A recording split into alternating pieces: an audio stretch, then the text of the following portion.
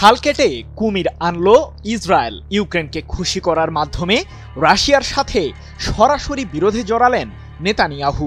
তবে কি এবার ইসরায়েলকে কড়া জবাব দিতে চলেছে রাশিয়া? কারণ যুক্তরাষ্ট্রের তৈরি প্যাট্রিয়ট এয়ার ডিফেন্স সিস্টেমটি গত বছরেই ইউক্রেনকে দেওয়ার কথা ছিল নেতানিয়াহুর। তবে রাশিয়ার ভয়ভীতির কারণে সেই কাজ করতে পারেনি ইসরায়েল। কিন্তু রাশিয়াকে কেন ভয় পান নেতানিয়াহু? ইউক্রেন রাশিয়া যুদ্ধের ৩ বছর পার হলেও সমাধানের পথ এখনো বের করতে পারেনি দেশ দুটি। উল্টো প্রতিদিনই ঘটছে নানান ঘটনা। এবার মার্কিনীদের তৈরি আকাশ প্রতিরক্ষা ব্যবস্থা প্যাট্রিয়ট এয়ার ডিফেন্স সিস্টেম ইউক্রেনকে দিয়েছে ইসরায়েল। এরই মধ্যে শক্তিশালী এই অস্ত্রটি যুদ্ধের ময়দানে মোতায়েন করেছে প্রেসিডেন্ট ভলোদিমির জেলেনস্কির নেতৃত্বাধীন ইউক্রেনের সামরিক বাহিনী। এক প্রতিবেদনে বিষয়টি নিশ্চিত করেছে ইসরায়েলি সংবাদ মাধ্যম দ্য জেরুজালেম পোস্ট। এ প্রসঙ্গে ইউক্রেনে নিযুক্ত ইসরায়েলের রাষ্ট্রদূত মাইকেল ব্রডস্কির দাবি, প্যাট্রিয়ট এয়ার ডিফেন্স সিস্টেমটি আমরা যুক্তরাষ্ট্র থেকে পেয়েছি।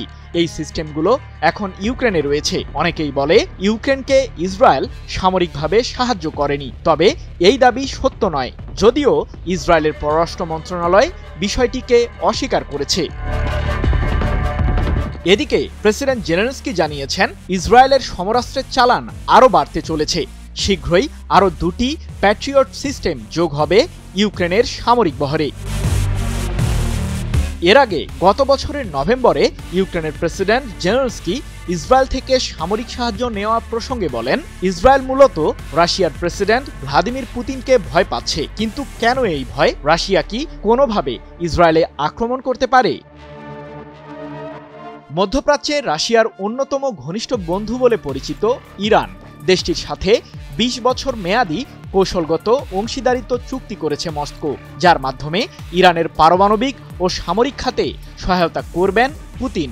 এমনকি ইরানের উপর পশ্চিমাদের বাণিজ্যিক নিষেধাজ্ঞার মধ্যেও তেহরান থেকে জ্বালানি তেল কিনছে মস্কো, এমন অভিযোগ রয়েছে যুক্তরাষ্ট্রের। এছাড়াও ইউক্রেনের বিরুদ্ধে লড়তে রাশিয়াকে শাহেদ 136 মডেলের ড্রোন দিয়ে পুতিনের সামরিক বাহিনীকে সহায়তা করেছে তেহরান।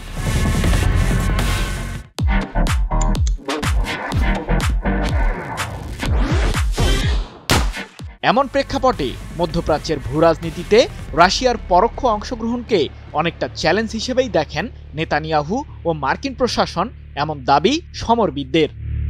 সৃজন মাহমুদ, নিউজ 24।